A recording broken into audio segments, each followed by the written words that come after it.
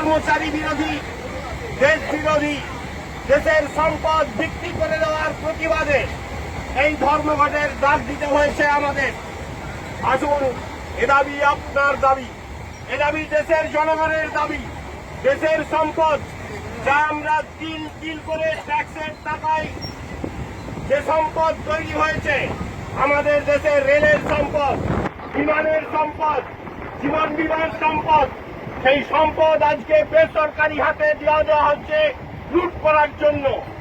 আজকে পরাধীনতার শৃঙ্খলে আবদ্ধ করার জন্য নতুন চক্রান্ত তৈরি হয়েছে। তাই এর থেকে বাঁচতে হলে সকলকে প্রতিবাদ করতে হবে। এই প্রতিবাদে সামিল হওয়ার জন্য আমাদের দেশে আগামী 9 জুলাই সাধারণ ধর্মঘটের ডাক দেওয়া হয়েছে।